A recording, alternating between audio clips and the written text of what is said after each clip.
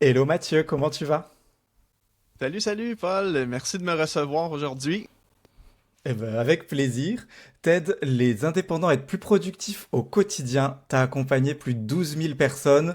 J'ai lu que ton podcast Productif au quotidien avait dépassé le million de téléchargements. Je suis hyper jaloux. Il y a beaucoup d'auditeurs qui te connaissent comme expert en productivité, s'il fallait ranger dans une case. Moi, j'ai envie que tu me racontes comment t'as fait pour en arriver là.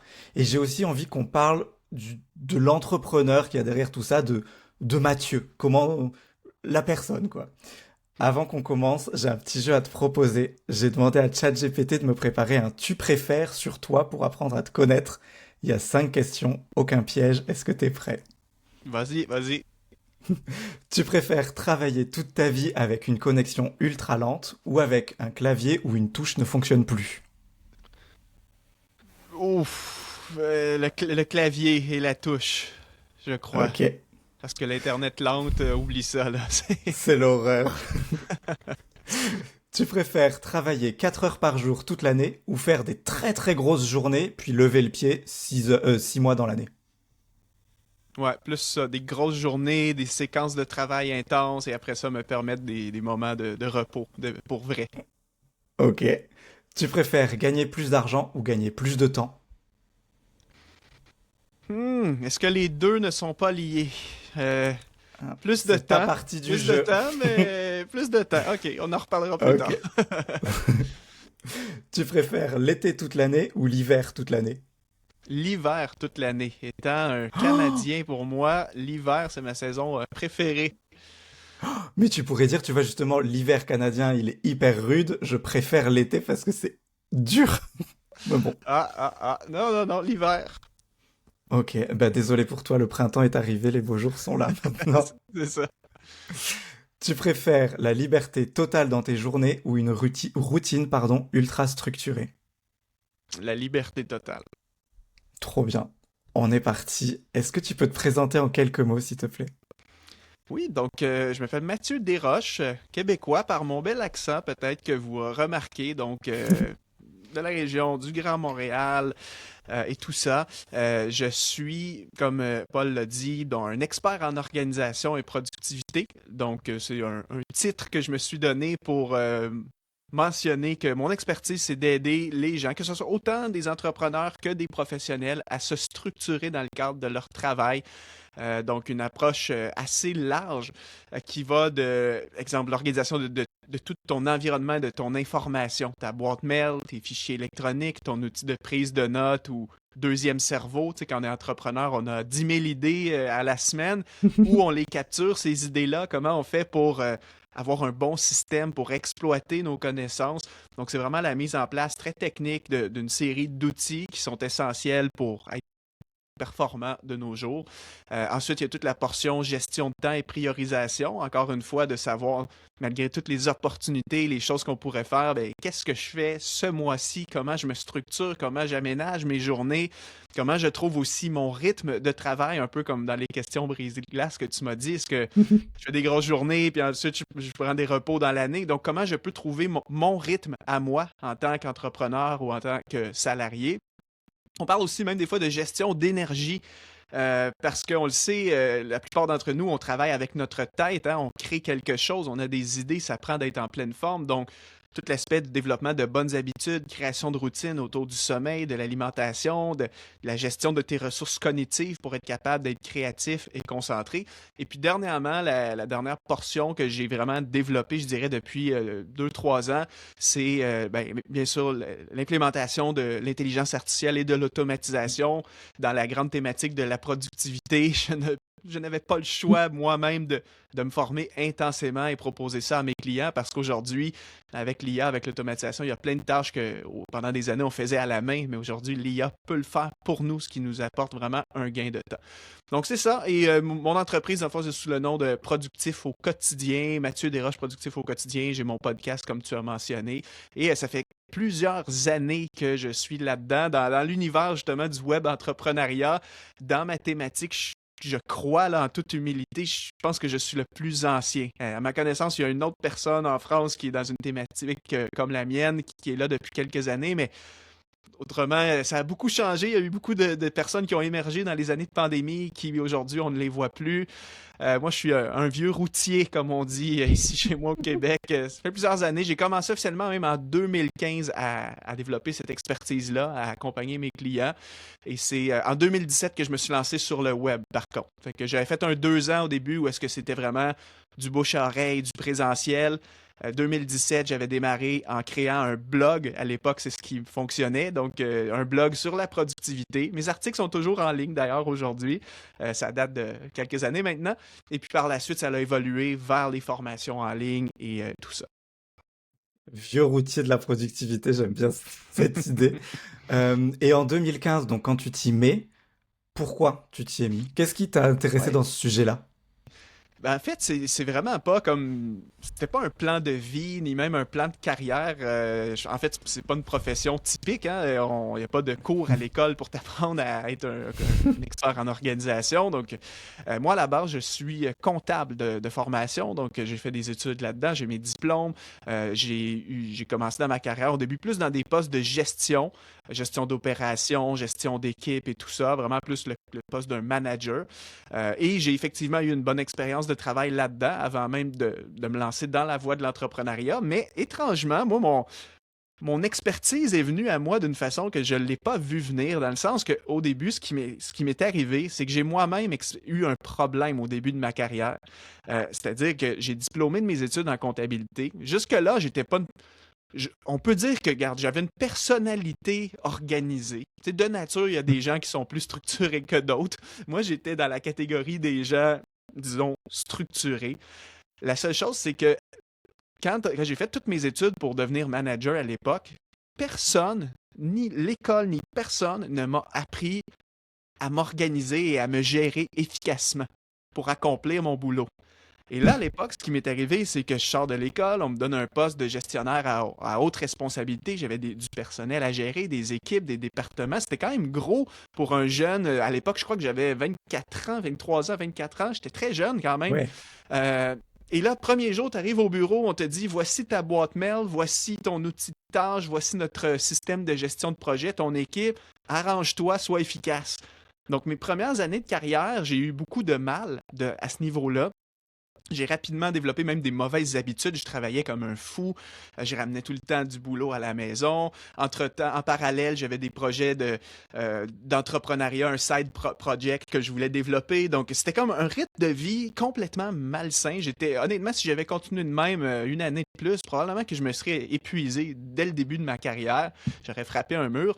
Donc, moi, c'est à ce moment-là, là, on est autour des années 2014. 2014, ouais, je crois que je suis dans cette situation-là.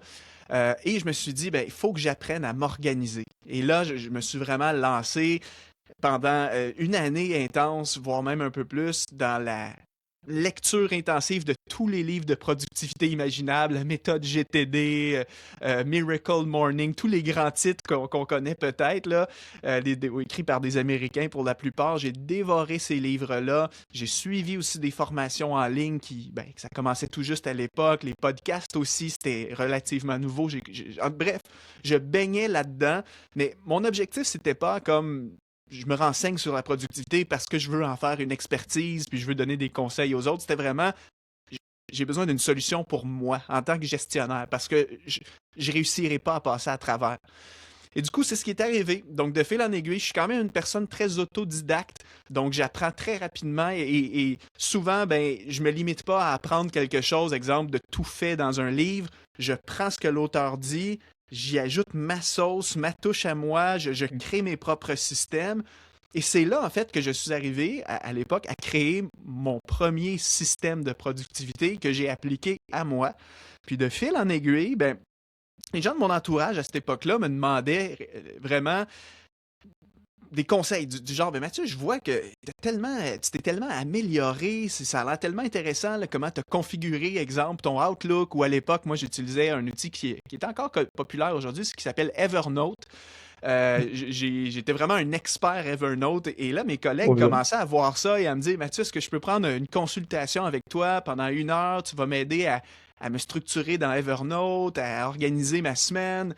Et ça a commencé comme ça, de fil en aiguille. Donc, vu que j'avais beaucoup de demandes, au début, je le faisais gratuitement, tu sais, je voulais juste Ouais. aider les gens, tout simplement. Mais à un moment donné, j'ai commencé à me dire, ben, écoute, je pourrais peut-être facturer un petit montant, tu sais, tiens, pourquoi pas 50 $, 50 € la séance de 1 heure, et puis voilà, tu sais, au moins ça me rémunère pour le temps que je mets. Et c'est comme ça que ça a commencé. Donc, au début, des petits coachings, et je peux pas t'expliquer comment ça a pu prendre une ampleur, mais juste dans mon réseau local, en bouche à oreille, j'avais beaucoup de demandes. Honnêtement, il y avait des gens qui arrivaient de partout, du genre, ah, telle personne m'a parlé que tu l'as aidé à s'organiser, moi aussi ça m'intéresse, est-ce qu'on peut prendre un temps ensemble?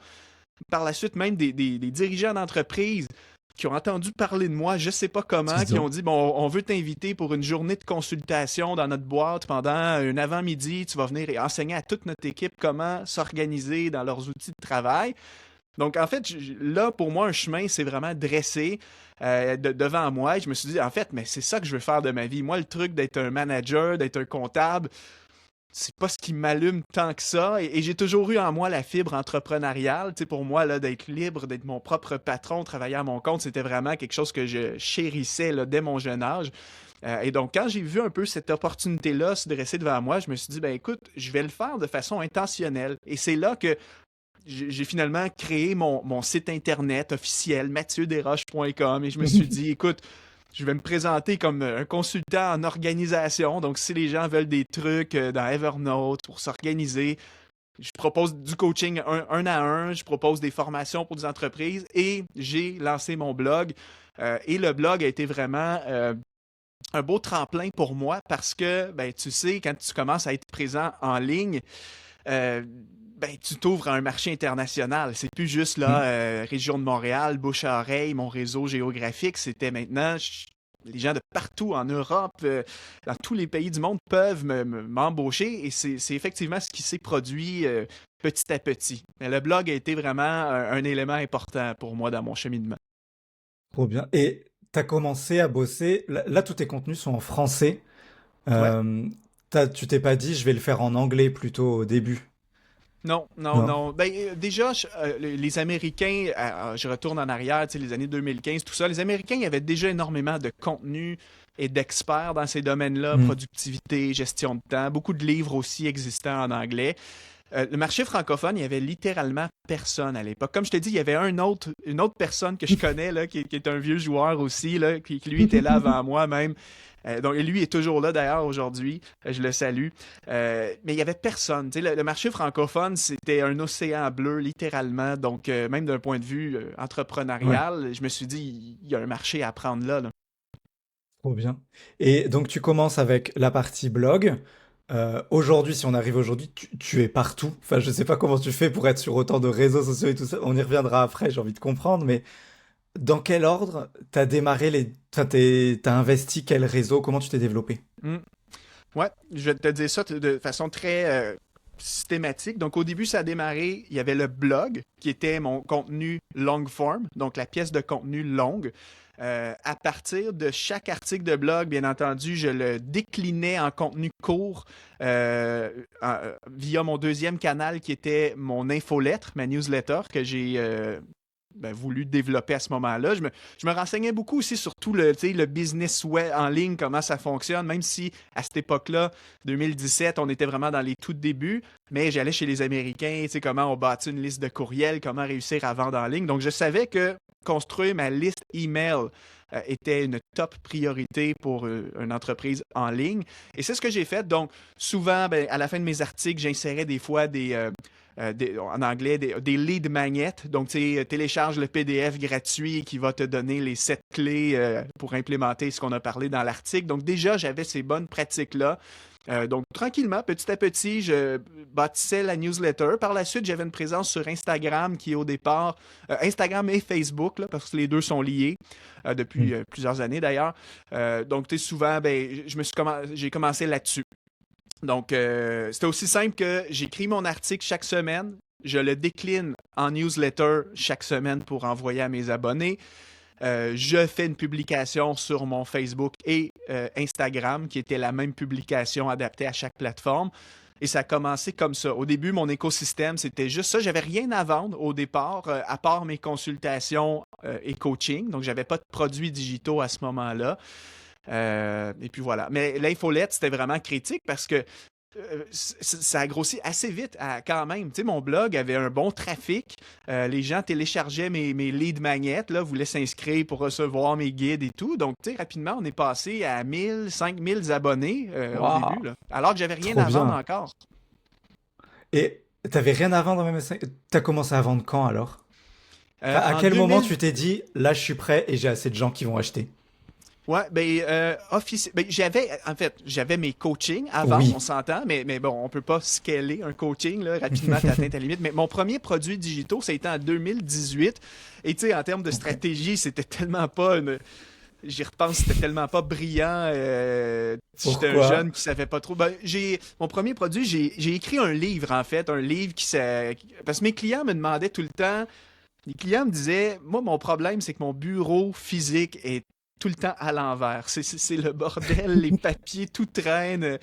Donc, j'ai- donc, un contenu que j'étais tout le temps amené à redire et redire, c'était comment structurer ta paperasse, ton bureau, etc. Donc, je me suis dit, écoute, je vais écrire un guide, un guide PDF ou peu importe. Puis finalement, quand je me suis lancé dans l'écriture de ça, c'est devenu que j'avais tellement à dire qu'on s'est retrouvé à comme 200 pages de texte. Donc je me suis dit, ben, en fait, ce ne sera pas juste un guide PDF, ce sera un livre. On va vraiment en faire un livre auto-publié. Et donc, ça a été mon premier produit digital qui est toujours en vente aujourd'hui sur Amazon. Là, Ah, ça s'appelle Comment organiser son bureau pour être productif. Et donc ça, je l'ai sorti en 2018. Puis ça a été officiellement les premières fois que j'ai collecté des ventes en ligne. Donc c'est un truc à 20 dollars, 20 euros en ligne. Donc je ne gagnais pas ma vie avec ça. On oui. s'entend. C'est pour ça que je te dis que Oui, si c'était mais à le sentiment, refaire, il est génial quand même. Quand tu oui, gagnes oui, tes oui. premiers revenus, le sentiment est fou. Mais tu sais, d'un point de vue stratégique, c'était pas. C'est pas ça que j'aurais dû créer. J'aurais dû créer Hum, plutôt une approche qui couvre ma méthode un peu plus large et non pas hum. juste un truc spécifique sur le bureau. J'aurais dû même privilégier une formation en ligne avant un livre qui est pas très payant, on va se le dire, là. C'est Ça, plus non. un à côté. Donc 2018 a été le premier produit, puis par la suite, c'est en 2019. Écoute, en termes de timing, juste avant la pandémie, donc octobre 2019, là, ça faisait vraiment quand même, tu sais, je commençais à avoir une bonne expérience quand même. Entre 2015 et 2019, j'avais 4 ans d'expertise, des centaines de personnes coachées. Donc, ce que j'ai fait, c'est que je me suis dit, ben, écoute, je vais condenser toute ma méthode cette fois-ci, la bonne façon de faire. Mes meilleurs conseils, je les condense dans une formation en ligne sur la gestion de temps et des priorités.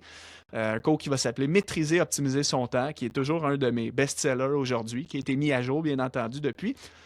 Puis je l'ai sorti en octobre 2019 et à ce moment-là, là, on était dans une gamme de prix. Je l'avais sorti à, je crois que c'était 499 à l'époque quand je l'ai sorti. En promo, j'avais fait un lancement, tu sais, 299 en pré-vente, Hum. 399 ensuite, donc une progression de tarifs.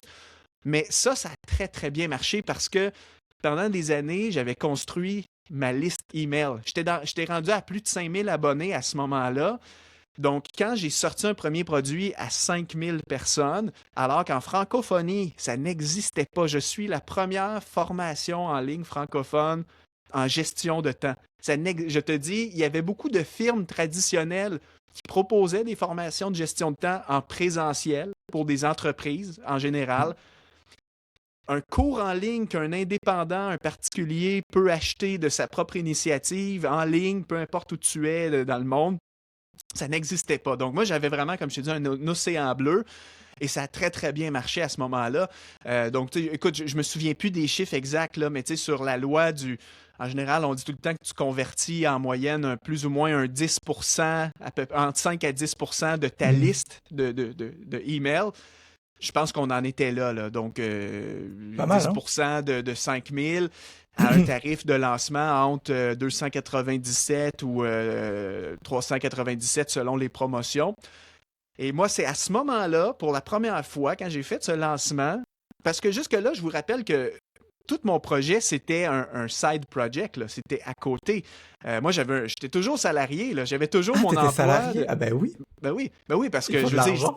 c'est ça, c'était pas avec mes quelques coachings et mon petit livre à 20 dollars que j'allais pouvoir quitter mon job. Donc, pendant toutes ces années-là, moi, j'avais mon emploi à plein temps. Mon business, je le développais les soirs de semaine, je me levais à l'époque, j'étais un peu malade, point de vue discipline, je me levais à 5 heures du matin pour bosser sur mon business de 5 heures jusqu'à 8 heures le matin. Ensuite, je m'en allais au boulot à 9 heures en Oh là là. présentiel. Mais c'est vraiment cette période-là qui m'a permis d'avoir le temps et la capacité de développer un business à côté. Mes clients, ça c'était quand même drôle. Tu sais, je vendais des coachings à l'époque. C'était Ouais. ma seule offre au début avant d'avoir des formations. Donc, il m'arrivait des fois d'avoir des contrats avec des clients sur un autre fuseau horaire. Donc, tu sais, disons quelqu'un en France, alors que moi, je suis au Québec. On a plus Ouais. 6 heures de décalage. Donc, moi, il fallait des fois que je pose. Puis, mon horaire était limité. Donc, mes coachings, je les positionnais des fois à 6 heures du matin, heure de Québec, heure de Montréal. Ce qui faisait midi, heure de France. Donc, pour les Européens, c'était parfait. À midi, tu sais, sur leur pause, on a un coaching de 1 heure avec Mathieu. Mais moi, tu t'imagines, il fallait que je me lève à 5 heures du matin pour me connecter à mes coachings à 6 heures. Ça m'est même Oh, déjà quelle horreur. arrivé, je sais pas si je devrais le dire publiquement, mais j'ai j'ai déjà loupé un coaching parce que Ça j'avais pas arrive. réussi à me réveiller à Une 6 heures panne le de matin, réveil. là. Oh, mon Dieu, mais le rythme, c'est fou. Ah non, Ah mais ouais, je trouve. je travaillais fort. J'ai vraiment Ah travaillé très, ouais, très dur pour arriver où j'en suis aujourd'hui, là. c'est fou. Moi, j'ai remarqué ceci aussi qu'au Canada et Amérique du Nord, on se lève plus tôt qu'en France, je trouve aussi. Il y a ce truc où quand je suis allé à Montréal l'année dernière, je me levais à 8 heures. Moi, j'ai l'impression de me lever tôt déjà. Tout le monde est déjà debout, en tenue, prêt à aller bosser et tout. Alors, je suis encore en Ouais. pyjama. Ça me perturbait pas mal. Après, les salariés, oui. Moi, c'est sûr, aujourd'hui, on en Ouais. reparlera peut-être plus tard au niveau de mon horaire de travail. Aujourd'hui, je me lève plus à 5 heures, sois rassuré. Maintenant que je suis entrepreneur et que j'ai la Ouf. pleine liberté, non, absolument pas, là. Mais j'ai eu une Ah saison, ouais. tu vois, j'avais pas le choix, en fait. C'est que j'étais devant un problème. C'est j'aspire à l'entrepreneuriat, j'ai un beau projet, je vois un business qui est en train de. Je commençais à avoir de la traction, tu sais, dans mon entreprise, mais j'avais pas de temps. Mon problème était que j'avais pas de temps, j'avais un boulot à plein temps. J'avais Ouais. un boulot à plein temps, donc le seul espace que je pouvais avoir pour travailler sur mon blog, donc mes articles que je devais écrire, mon infolette, mes publications sur Instagram, Facebook, c'est du temps, tout ça. Il n'y avait pas de ChatGPT à l'époque, là, on l'écrivait à nous-mêmes. Donc, le seul espace que j'avais, c'était de me lever à 5 heures du matin pour avoir 3 heures par jour pour travailler sur mon projet. Le soir, des fois, je bossais aussi, mais tu sais, le soir, là, T'es t'es fatigué, fatigué. t'es plus là créativement parlant, donc. Ouais, ouais. Mm. Mais C'est donc, un tu sais, sacré rythme quand même. quand le premier cours a sorti en octobre 2019 et que là, j'ai fait un bon lancement, on a franchi facilement les 10-15K à ce moment-là, 10-15 000. Ouais. Moi qui n'avais jamais fait vraiment d'argent en ligne, là, à part vendre mon petit e-book que je faisais 20 $ par-ci, par-là, quand j'ai fait 15 000 en une semaine, à ce moment-là, ouf, là, je me suis dit, OK, je tiens vraiment quelque chose. Et c'est à ce moment-là que, à partir du début 2020, que j'ai vraiment envisagé, pourquoi pas, de quitter mon travail, de me lancer à Mm. plein temps. Mais la bonne nouvelle, c'est que j'ai pas eu à le faire. La pandémie est arrivée en mars. Et en mars, je faisais partie des secteurs d'activité. En tout cas, nous, au Québec, c'était très intense. Là, ça a été pire que chez vous en France, la pandémie. Tout a été fermé là, pendant très, très, très longtemps. Et je faisais partie des emplois qui ont fermé littéralement. Donc, on n'avait plus le droit de se rassembler. Donc, mon employeur n'a pas eu le choix de me mettre au chômage à ce moment-là. Donc, moi, là, c'était les conditions parfaites finalement parce que j'ai été sur le chômage pendant 9 mois de pandémie, alors que finalement, j'ai- j'avais un revenu qui me permettait de développer mon entreprise à plein temps finalement. Génial. Ça a été pour moi comme j'ai été libéré de mes contraintes de temps, là. C'est- J'ai eu le même truc. Moi, j'ai bossé dans l'événementiel avant. Et il y a eu Covid. Et donc, j'ai pu me lancer sur mes projets tout en étant payé par mon employeur pendant ce temps-là. C'est On ça. a vécu la même chose, mais d'un côté et de l'autre de l'Atlantique. Avec tous les gens que tu as accompagnés et quand tu lances ce premier programme, est-ce qu'il y a un ou deux trucs que les gens faisaient mal, tu vois, un problème euh, qu'ils ont tous qui fait qu'ils n'arrivent pas à gérer leur temps? Hmm. Ou en fait c'est Ouais. chacun plein de problématiques, tu vois, mais où est-ce qu'il y en a une vraiment forte? C'est plein de problématiques, mais c'est certain que ça se regroupe dans les trois grandes, mes trois premières disciplines que j'ai dit en introduction. La première, l'organisation personnelle. Donc, le l'information qui est mal gérée, les outils qui sont inexistants. Par exemple, tu sais, ma clientèle, des fois, c'est des entrepreneurs surchargés, des managers dans des entreprises. Les gens s'organisent encore avec un post-it qu'ils vont mettre sur leur écran d'ordinateur pour gérer leurs tâches et leurs projets. Mais je suis comme, non, s'il y a des outils, tu peux te créer un Notion, peu importe l'outil, même dans Outlook, dans Gmail, il y a des outils disponibles. Ensuite, la boîte mail, la boîte de courriel, que moi j'ai des clients qui avaient 77 000 messages accumulés dans le inbox. Il n'y avait aucun traitement, on laissait s'accumuler. On perd le contrôle. J'ai des clients même qui qui reçoivent encore aujourd'hui entre 100 et 150 courriels par jour. Donc, tu n'as pas le choix d'avoir un système. C'est pour ça que j'ai créé une autre formation aujourd'hui qui s'appelle la méthode zéro courriel, qui aide très spécifiquement les gens sur cette problématique-là des emails. Je t'ai parlé du bureau tout à l'heure, le bureau de travail à l'envers. J'ai écrit un livre là-dessus. Donc, c'est plusieurs petites problématiques, mais tout ça est sous le chapeau de la productivité personnelle, comme je t'ai dit au début, qui englobe ton organisation personnelle, ta gestion de temps, ta gestion d'énergie. Et là, plus récemment, ben là, dans les 3 dernières années, l'IA et l'automatisation, que tu sais, aujourd'hui, un entrepreneur, là, moi, c'est ça, aujourd'hui, j'ai des gens qui ont pris un retard technologique, qui n'ont pas pris du tout la vague IA depuis 3-4 ans, et là, se retrouvent que, écoute, il faut que je me réveille, il faut que je me forme aujourd'hui, comment j'implémente l'IA, comment je peux automatiser mes tâches. Je vois que mon collègue accomplit 3 fois plus de trucs que moi aujourd'hui parce que lui, il a l'IA en place, alors que moi, je suis toujours à tout faire à la main. Donc, c'est là qu'aujourd'hui, je mets beaucoup plus de l'avant cette offre-là sur l'aspect IA et automatisation parce que c'est la tendance actuelle en ce moment. Ouais. Et les gens, du coup, ils veulent être plus productifs, avoir ce gain de temps. Mais est-ce que c'est pour pouvoir faire 2 fois plus de choses ou pour pouvoir se générer plus de temps libre? Tu vois, est-ce qu'ils vont combler les trous après en étant toujours plus productifs?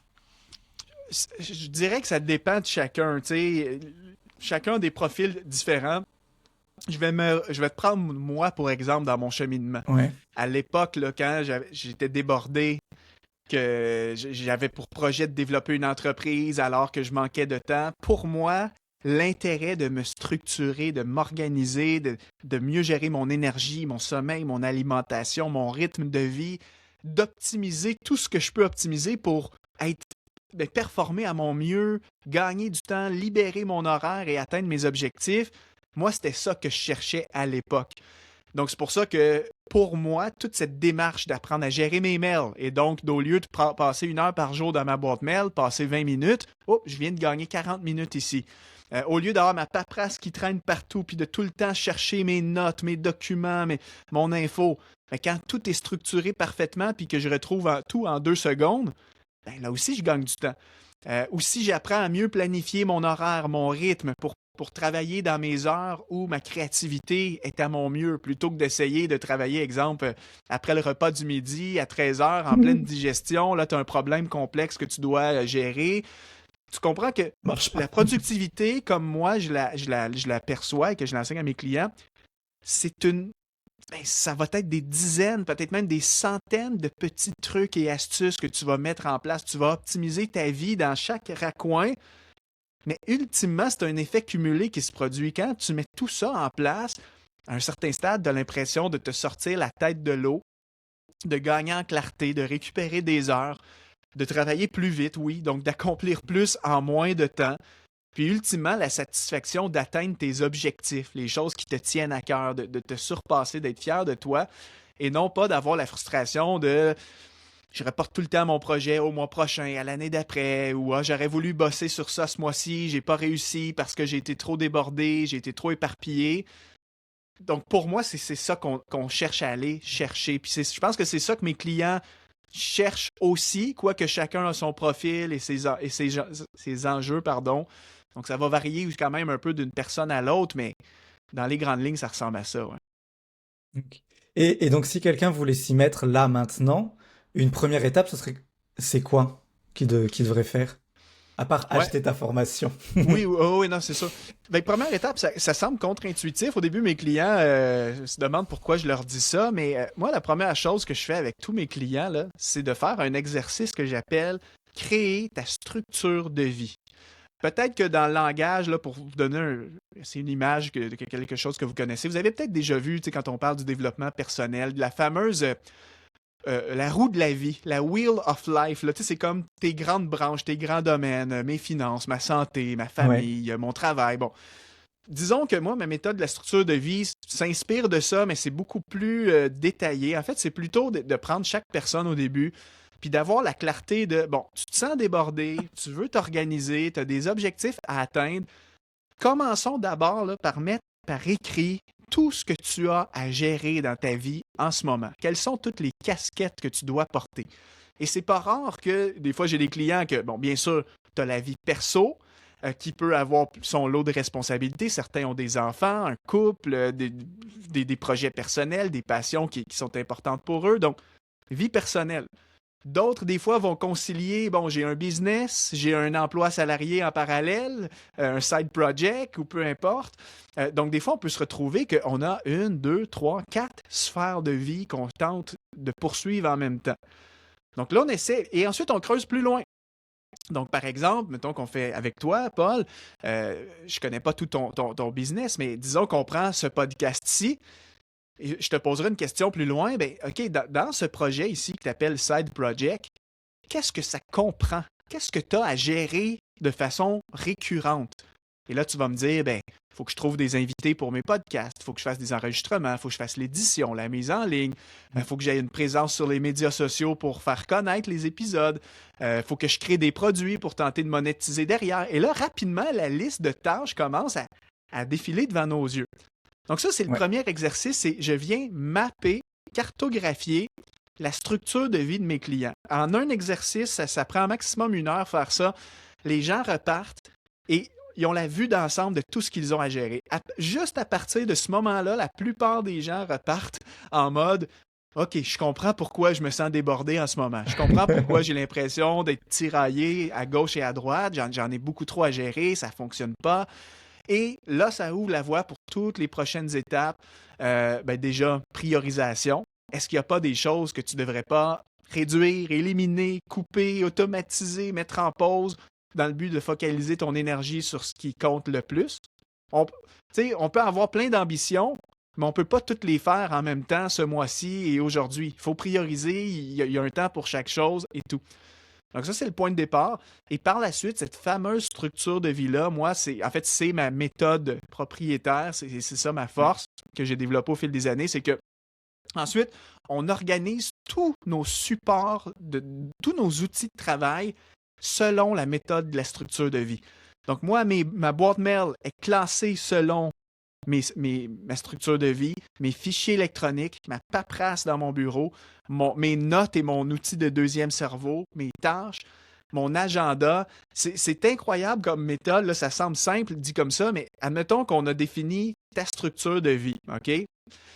Prochaine étape, ce serait, bon, ben, prenons ton agenda et faisons une semaine idéale. Donc, toi, Paul, dans une semaine idéale où il n'y a pas d'imprévu majeur, où tu contrôles relativement bien ce qui se passe dans ta semaine, quelle serait pour toi la meilleure allocation de ton temps? Que devrais-tu faire le lundi matin, le lundi après-midi, le lundi soir, et ainsi de suite? On le fait pour chaque jour de la semaine.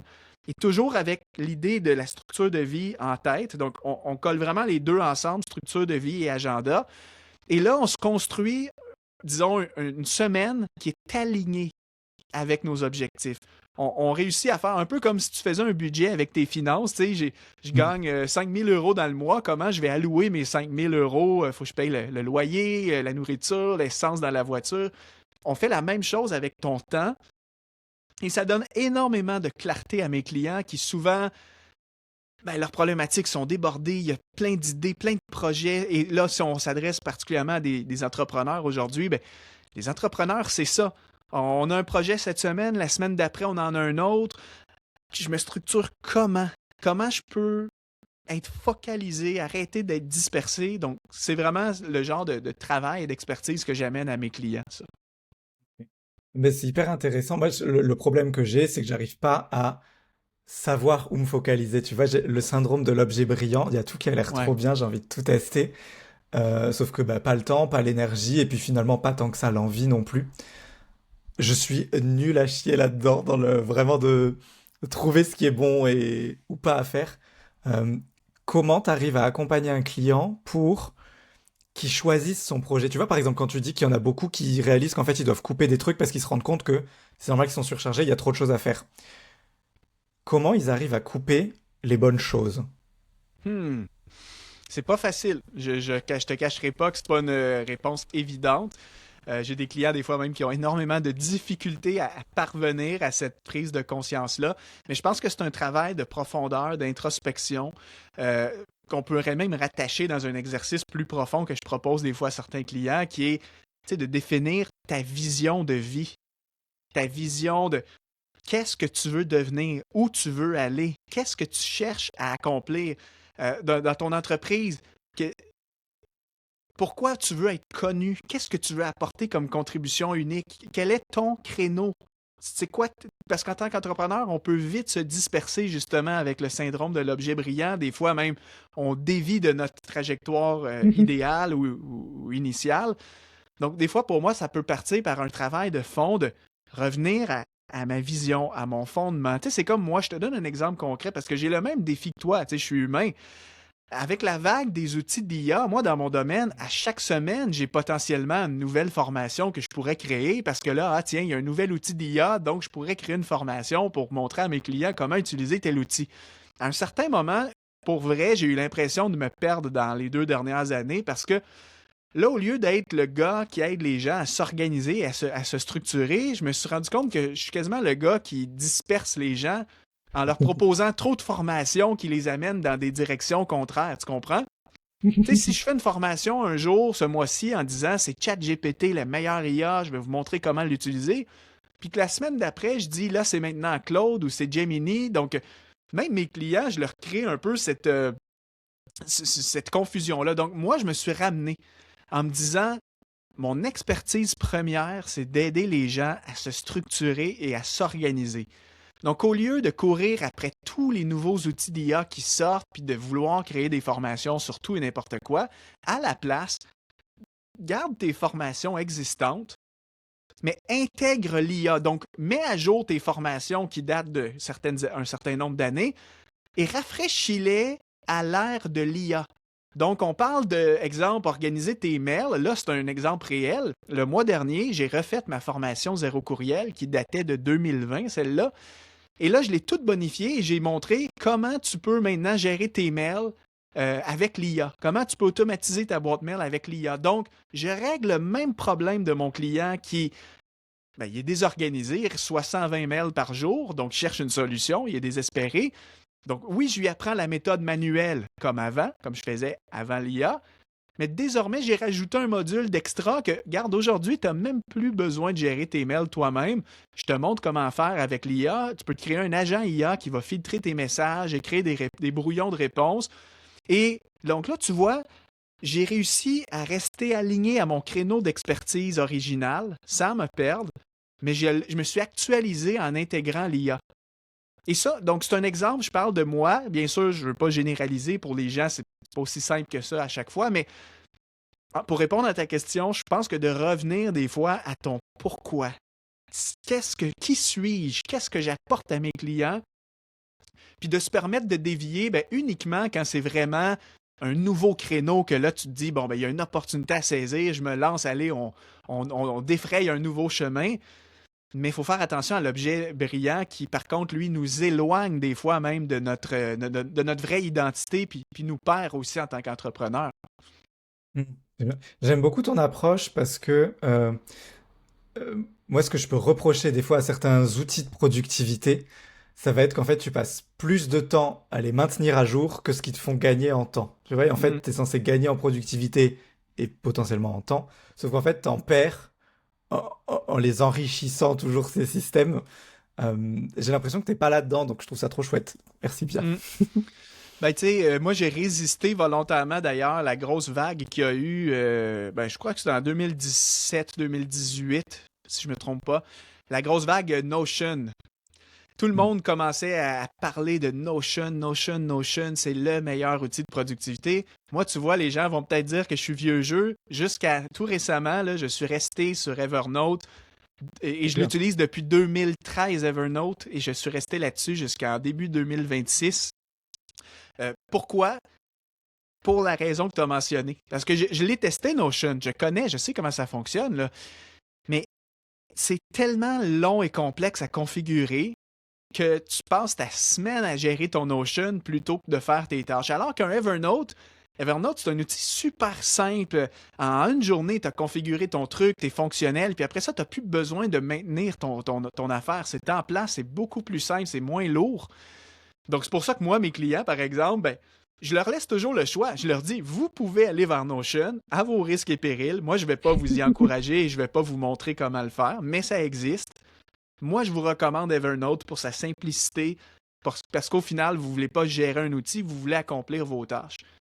Ouais. Donc, j'essaie vraiment de porter une attention à ce que tu dis, justement, de ne pas proposer des systèmes de productivité ou des méthodes d'organisation trop complexes que tu passes ton temps à l'entretenir. D'ailleurs, je ne sais pas, as-tu déjà lu le livre GTD, le Getting Things Done, qui est comme le grand classique de la productivité?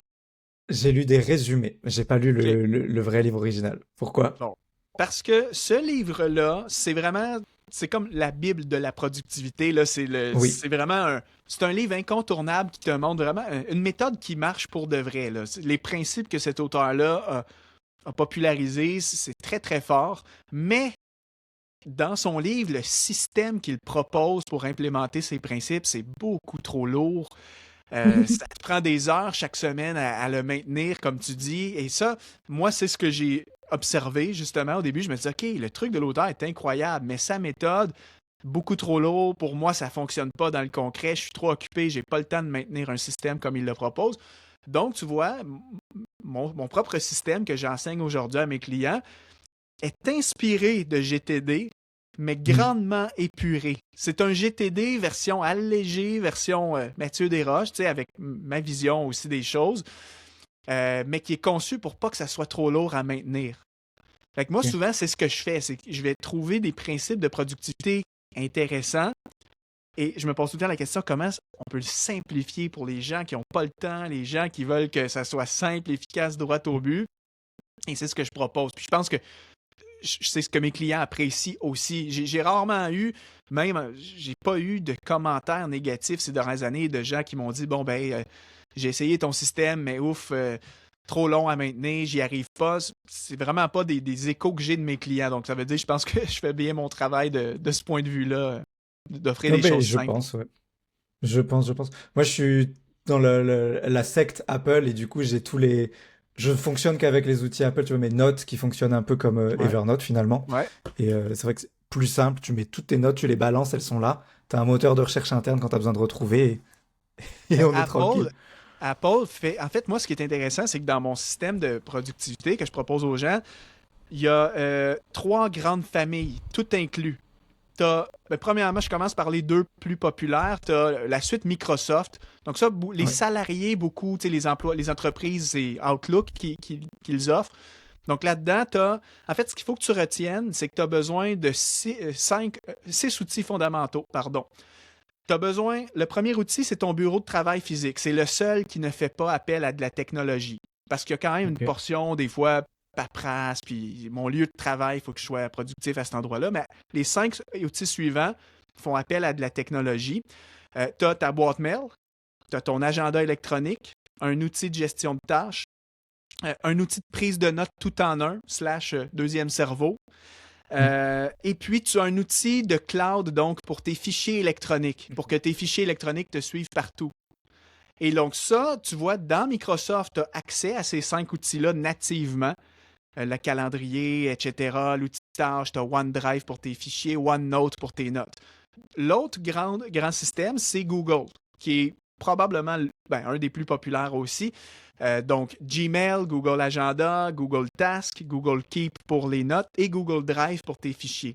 Mais toi, ton écosystème Apple, ça fait partie également de ceux que je propose parce que Apple ont vraiment suivi la tendance puis ils proposent les outils essentiels. Donc, tu as Apple Mail pour tes courriels, tu as le calendrier Apple, tu as l'outil de tâche, écoute, le nom m'échappe, mais Rappel. Reminder en anglais, c'est ça. Tu Ouais. as iCloud pour tes fichiers. Puis tu as Apple Note qui s'est tellement amélioré depuis 3-4 ans. Ouais. Ils ont rajouté toutes les fonctions que tu avais avant dans des Evernote et tout. Donc, pour moi, Apple Note aujourd'hui et tout l'écosystème Apple, c'est vraiment un outil concurrent, littéralement, là, peut tenir tête au Gmail et Microsoft de ce monde. En plus que là, il y a, ils sont en déploiement actuellement là, de Apple Intelligence, qui sera Oui. l'IA intégrée. Tu sais, dans Gmail, tu as Gemini, dans tous les outils Google, tu as l'IA maintenant. Chez Microsoft, c'est pareil. Ben, Apple vont emboîter le pas. Donc, tu sais, pour moi, aujourd'hui, un professionnel comme toi, qui est un indépendant, qui a le choix de tes outils, donc toi, tu n'as pas de contrainte d'un employeur qui t'oblige à utiliser, exemple, Microsoft. Apple, c'est vraiment un outil, un écosystème que je recommande à mes clients, là, 100%. Oh, ouais, c'est génial. Ben, je suis content d'être validé du coup. Si on met de côté ta casquette coach en productivité pour prendre la casquette chef d'entreprise, euh, qu'on voit un peu comment tu attires des clients, comment tu t'organises, mais qu'on zoome sur toi. J'avais remarqué moi que tu avais une communauté chez School qui était gratuite, Mm. qui avait l'air assez centre, enfin que tu la mettais beaucoup en avant, du moins, donc elle doit être importante pour toi. J'ai rarement eu des gens qui utilisent le système de communauté gratuite, chez School ou ailleurs. Est-ce que tu peux m'expliquer un peu le principe de la communauté gratuite? Je la vois sur du payant, mais sur du gratuit, je veux bien que tu me donnes ton avis. Ouais. Ben écoute, c'était une expérimentation. Ça faisait des années que j'avais pour idée ben, d'avoir un espace où les nombreux auditeurs de mon podcast et mes abonnés d'Infolette pourraient connecter. Parce que aujourd'hui, on est rendu à quoi, 25 000 abonnés sur l'Infolette. Le podcast, c'est des milliers d'auditeurs partout en francophonie. Donc, mon seul moyen de connexion avec ma clientèle depuis mes débuts, c'était ma newsletter, mon infolette. La seule affaire, c'est que l'infolette est un canal unidirectionnel. C'est-à-dire que c'est moi qui envoie un message, mais les gens ne s'expriment pas, je ne les connais pas, je ne sais pas qui lit mes mails. Donc moi, en tant que créateur, j'ai vraiment ressenti, après plusieurs années, un besoin de me rapprocher de mon audience cible, de pouvoir avoir un espace. Tu sais, à l'époque, il y avait des gens qui créaient des groupes Facebook. Bon, moi, je voulais pas aller sur les Facebook. Donc, quand j'ai vu School, qui était quand même un outil récent, en tout cas, ça a été popularisé il y a peut-être 2-3 ans, cet outil-là on en a entendu parler beaucoup. Quand j'ai vu l'outil, je me suis dit, ben, en fait, c'est vraiment la plateforme pour moi. Les fonctionnalités qu'ils proposent dans School, je trouve ça trop génial parce que t'as comme l'onglet principal, c'est le genre de réseau social privé, donc des publications, des commentaires, tout ça, exactement comme un groupe Facebook. Mais eux ont rajouté des fonctions beaucoup plus adaptées à des web entrepreneurs. Donc, tu as un menu Classroom où tu peux mettre certaines formations gratuites. Tu peux même créer une gradation de formations qui vont se débloquer selon l'expérience que les gens prennent sur ta communauté. Donc plus quelqu'un participe, plus il y a des récompenses et il peut débloquer des bonus, des formations. Donc, je trouve ça intéressant aussi. C'est bien. Tu as un calendrier. Donc, moi, je trouve ça trop génial parce qu'il y a tellement de choses qui se passent dans mon business, que ce soit mes épisodes de podcast hebdomadaires, des fois, je fais des vidéos YouTube, des fois, des webinaires, des challenges. School, tu as un menu calendrier où toi, en tant que créateur, tu peux juste afficher tous tes événements avec des dates. Et donc là, les gens voient, OK, bon, tiens, la semaine prochaine, il y a un webinaire en live avec Mathieu. La semaine prochaine, il y a tel podcast. Fait que ça permet vraiment d'avoir, tu sais, un écosystème où tu es proche de ta clientèle, ils peuvent voir, ils ont accès à tes ressources gratuites, tu peux faire des liens vers des formations payantes, voire même sur School, tu as des fonctionnalités pour vendre directement des produits payants. Moi, je ne l'utilise pas parce que je suis déjà sur... j'utilise System.io là, pour mes ventes de produits en ligne, donc j'ai pas besoin de School pour faire des ventes, mais je pourrais. Fait que c'est vraiment ça mon objectif. School a aussi une fonction intéressante que tu as un chat privé. Donc, quelqu'un qui s'abonne à ma communauté, je pourrais en un clic lui écrire un message privé, comme sur WhatsApp ou Facebook même. Donc, tu sais, même des fois, moi, je le fais pas, mais je sais qu'il y a beaucoup d'autres coachs et experts qui font du démarchage comme ça dans leur communauté. Donc, hey, salut Paul, j'ai vu que tu as rejoint ma communauté, génial, curieux de savoir qu'est-ce qui t'amène à t'intéresser à l'organisation, à la productivité. Et là, tu discutes avec la personne, puis tu essaies de l'acheminer, de lui amener des ressources. Ah, tiens, tu peux écouter cette vidéo, écoute cette formation gratuite, et qui sait, peut-être que la personne va devenir cliente un jour avec ça. Donc, moi, c'était vraiment dans cette optique que je l'ai lancé. Je te dis maintenant, ça, c'est ce qui m'a attiré à la communauté Oui. et à Skool. Là, ça fait presque 2 ans qu'elle existe et je suis vraiment dans, ben, je te dis le revers de médaille maintenant. Ma communauté, mon expérience après 1 an et demi, c'est que ça a été génial lorsqu'elle était euh, animée fortement par moi. Donc, tu sais, il y avait des séquences dans l'année que, exemple, je suis en lancement et là, j'organise un challenge de 3 jours pour mon lancement. Là, c'est sûr que c'est génial parce que ça amène déjà beaucoup de nouvelles personnes que je vais chercher via de la publicité. Donc, on a pas des gens par centaines qui rejoignent la communauté. Le fait qu'il y ait des challenges tous les jours, des posts, ça crée une dynamique où ben, il y a de l'engagement. On réussit à avoir une Mhm. communauté vivante. Par contre, je te dis, dès que je prends du recul en tant qu'animateur de communauté, dès que je prends du recul, la communauté tombe morte.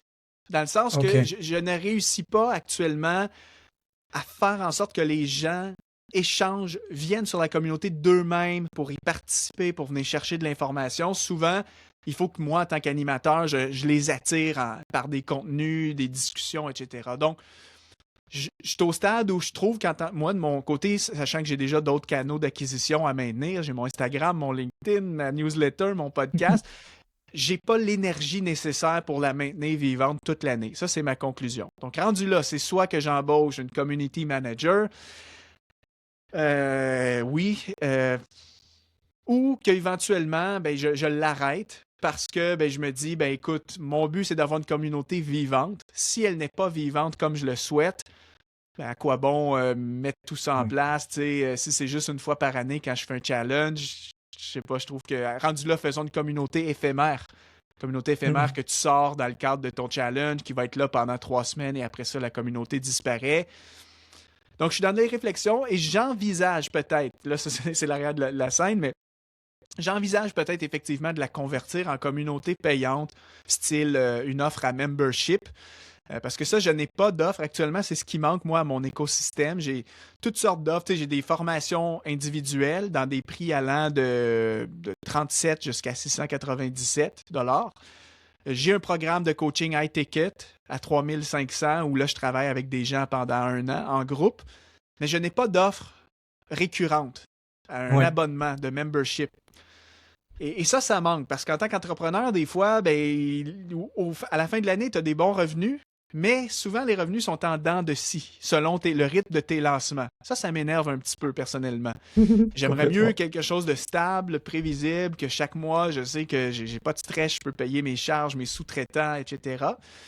Donc c'est pour ça que je me dis, bon, le school, et si je le convertis en payant et que là-dedans, mais j'y ajoute vraiment une valeur ajoutée, par exemple des ateliers chaque mois ou il faudrait Oui. vraiment que je crée une formule, j'en suis là dans ma réflexion. Donc, tu l'as vu, oui, c'est intéressant. Il y a peut-être une raison pourquoi très peu de gens en font des communautés comme moi je l'ai faite. Moi, c'était une expérimentation. Je regrette pas de l'avoir fait, mais je sais pas si dans sa forme actuelle, je vais la continuer. Moi, ce que j'avais remarqué j'ai pas organisé de communauté, mais en tant que client de certaines communautés, c'était plus le côté où ça m'obligeait à aller sur un outil. Tu vois, que ce soit un School, bon, j'en ai jamais eu sur School, mais ou comment ça s'appelle, l'outil où c'est tout sombre Circle, là. J'ai eu un Circle, j'ai eu Circle. mince, où c'est tout sombre, je sais plus comment il s'appelle. Discord. J'ai Oui, des trucs oui, comme oui, ça, et oui. c'est des outils que j'utilise pas de moi-même. Et Mhm. donc, faut que j'ai le réflexe d'aller voir s'il y a du Ouais, nouveauté sur cette communauté. c'est ça. Parce que j'enlève les notifications, sinon t'en as trop. Et Exact. j'ai C'est un bon tombé point. Faut... une fois, je suis tombé sur une communauté WhatsApp. Et ça, en fait, vu que j'ai WhatsApp au quotidien, je trouvais ça hyper bien. Mm. Tu sais, tu peux créer des communautés avec différents channels de discussion et tout. Et trouvé ça trop, trop bien. Seule chose, Mais c'est il que faut créer. WhatsApp est encore une fois, je crois, à moins que je me trompe, un canal unidirectionnel.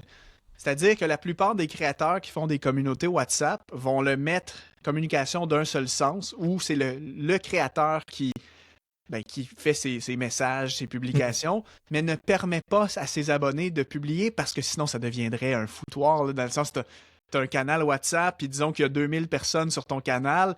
Si tout le monde peut émettre un commentaire du genre bonjour, merci, tout le monde reçoit des notifs sur leur WhatsApp Ouais. et on parle de contrôle. Donc, sur WhatsApp, ça demeure encore pour moi comme un genre de Telegram, l'outil Telegram. Et même l'infolettre encore, si c'est un canal plus proche des gens, parce que là, on est sur leur téléphone, dans un outil de messagerie, mais ce n'est pas non plus un espace, selon moi, pour échanger et partager comme un groupe Facebook ou un school le permettent, ou Circle, Ouais. ou peu importe, là.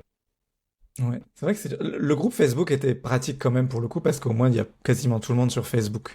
C'est ça, Mais exact. Tu te connectes le soir, tu mm, traînes. Oh, tiens, il y a une notif dans mon groupe que je suis ou je le vois sur mon fil d'actualité. Et moi, je pense que c'est ça qui arrive avec mes clients. C'est que là, on est quoi? Plus de 2000 sur ma communauté School. Je crois que tu as touché le point. Les gens n'ont pas pour réflexe d'ouvrir School. Pour eux, c'est mm. une nouvelle application. Ils n'ont pas l'habitude. C'est pas intégré dans leur routine quotidienne. Donc, ils n'y vont tout simplement pas. Les seules fois où j'ai réussi à les amener, comme je te dis, c'est lorsqu'il y a vraiment un événement, un challenge, un webinaire, et là que les gens viennent pour consommer le contenu. Tu sais. Et comment tu la remplis cette communauté? Ou de manière plus générale, comment tu attires des gens dans ton univers? Mhm. Ouais. Bon, il y a l'organique et le payant là-dessus, déjà faire la Mm. distinction. Je roule beaucoup de publicité payante. Presque en tout temps, j'ai des campagnes qui roulent sur différents lead magnets que j'ai créés. Écoute, l'avantage d'être en ligne depuis longtemps, c'est que je dois être rendu à 15 lead magnets, que ce soit des formations gratuites, des PDF, et j'essaie d'en créer de nouveaux aussi quand j'ai des nouvelles idées. Et chaque lead magnet, pour moi, est associé à un tunnel de vente dans mon système IO avec des offres temporelles. Donc, c'est une usine à gaz, mon affaire, là, c'est gros. Ça a pris presque 10 ans à créer aussi, là, tu sais, depuis J'adore. 2017, finalement. Mais fait que je paye tout le temps de la publicité, ce qui m'amène à peu près 30 à 50 nouveaux abonnés à mon infolettre quotidiennement pour un Wow. coût de budget d'environ, je mets entre 30 à 100 dollars par jour en publicité selon le potentiel de mon offre derrière. En général, je te dirais que je fais pas de profit sur mes pubs, mais par contre, je réussis à rentabiliser mes frais avec les ventes qui se font derrière. Ok. Donc, par exemple, je t'ai parlé de ma formation Zéro Courriel, qui est vraiment une Ouais. de mes offres best-seller. Elle est intemporelle. J'ai un tunnel Evergreen qui marche. Où est-ce que j'ai créé un webinaire gratuit préenregistré. Donc, je cible les gens avec la publicité pour les inviter à s'inscrire à ce webinaire. Le webinaire, je leur donne la valeur pendant 1 heure. Et à la fin, on a une offre 20% de rabais sur la formation, valide pendant 5 jours. Et tout ça, c'est fait avec des Deadline Funnel, qui est un outil, là, Deadline Funnel d'échéance virtuelle. Et donc, les gens entrent dans une campagne de 5 jours où ils reçoivent le webinaire ainsi que des emails de suivi. Puis à la fin du 5 jours, ben, j'en convertis une très, très petite partie. Là, on n'est même pas. On doit même pas être à 1%. C'est quand même le taux de conversion est assez faible, je te dirais, mais suffisamment élevé pour couvrir les frais de publicité. Ça veut dire que si Ouais. j'ai investi 1000 dollars dans un mois sur ce tunnel-là de Zéro Courriel, j'ai en général fait au moins 4-5 ventes dans le mois pour payer mes frais de publicité. Mais, donc l'avantage, c'est que là, j'ai 5 nouveaux clients qui peut-être vont racheter une autre formation plus tard, et là, je ferai mon profit à ce moment-là. Euh, L'avantage, par contre, c'est que je vais chercher beaucoup de gens. Même si les gens n'achètent pas tout de suite, je suis quand même content de les avoir parce que c'est des gens qui sont sur mon infolettre, donc vont recevoir mes contenus sur une base régulière. Je l'espère qu'ils vont aussi devenir des auditeurs de mon podcast parce que mon podcast, c'est clairement mon canal d'acquisition numéro un. Fait que ça, c'est la Mm. stratégie payante, mais de l'autre côté, j'ai tout l'organique. Donc, l'organique, comme je te dis, mon podcast, c'est le média numéro un. Je l'anime depuis 2020, mon podcast. On est Wow. presque à 300 épisodes. J'ai vraiment un auditoire très, très, très fidèle. J'ai des gens qui m'écoutent depuis 2020 qui n'ont jamais manqué un épisode. Ce sont des gens qui sont tellement fidèles que dès que je sors une offre, ils vont l'acheter parce qu'ils me font confiance. Ils ont eu une bonne expérience avec moi aussi. Donc ça, vraiment, podcast en organique. Puis j'ai toujours gardé par contre ma même stratégie que je faisais quand j'avais mon blog. Tu sais, à l'époque, j'avais mon contenu long, qui étaient mes articles, Ouais. que je déclinais en newsletter et en publication Instagram, Facebook. J'ai la même stratégie avec le podcast. C'est-à-dire que podcast, c'est ma pièce de contenu principale que je décline pour mon infolettre, que j'essaie de décliner aussi pour LinkedIn aujourd'hui, que j'ai ajouté, Instagram, Facebook. Ok. Et puis, voilà, ça ressemble à ça. Fait que c'est vraiment comment j'attire les gens, c'est à travers des formations gratuites, contenu organique et un mix de publicité payante. Puis, le bouche-à-oreille, bien sûr. La force d'un Mm. podcast, c'est le bouche-à-oreille. Un podcast se partage bien. Tu sais, exemple, quelqu'un découvre ton podcast, Paul. C'est facile de dire Hey, j'écoute un podcast pour les web entrepreneurs, c'est trop bien, side project, tiens, voici le lien, va l'écouter.